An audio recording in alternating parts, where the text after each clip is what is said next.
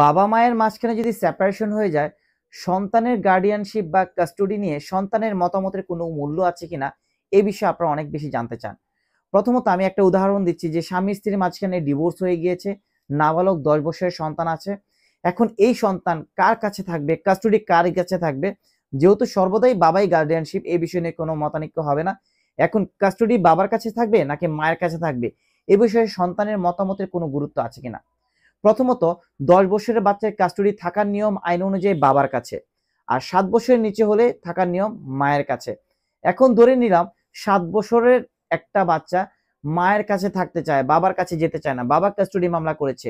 এই ক্ষেত্রে কোর্ট যখন বিজ্ঞ আদালতে এই সন্তানটাকে ডাকবে এবং সন্তানটাকে পার্সোনালি জিজ্ঞাসা করবে, সেই ক্ষেত্রে সন্তানটা যদি স্পেসিফিকলি ভাবে বলে যে তার বাবার কাছে নয় বরঞ্চ সে তার মায়ের কাছে থাকতে চায় এবং মায়ের কাছে তার ওয়েলফেয়ারের জন্য সকল ধরনের সুযোগ সুবিধা আছে, সেক্ষেত্রে অবশ্যই বাচ্চার কাস্টডি মায়ের কাছেই থাকবে। কিন্তু বাচ্চা যদি বিজ্ঞ আদালতে এটা বলে যে না, মায়ের কাছে নয়, আমি বাবার কাছে থাকতে চাই, বাবার ওয়েলফেয়ারের জন্য বাবার কাছে থাকলে ভালো হবে, কোর্ট এটা মনে করে, সেক্ষেত্রে কিন্তু কোর্ট অবশ্যই বাচ্চার কথাটাকে প্রায়োরিটি দেবে। অর্থাৎ যদি বাচ্চা 7 বছর উপরে হয়ে যায়, অ্যাজ সুন অ্যাজ পসিবল যদি বাবা মামলার মাধ্যমে নিতে চায়, সেক্ষেত্রে অবশ্যই বাচ্চাকে জিজ্ঞাসাবাদ করা হবে।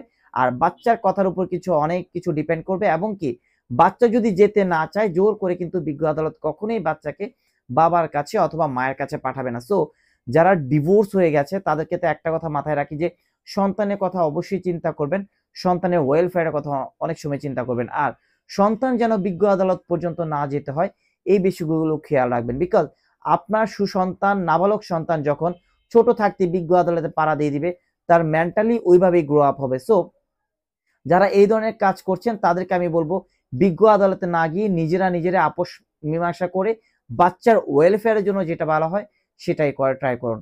আশা করি বুঝতে পেরেছেন। এরপরও যদি বাচ্চার ওয়েলফেয়ারের জন্য বা কাস্টডির বিষয়ে কোনো কিছু জানা থাকে আমাদেরকে ইনফর্ম করতে পারেন।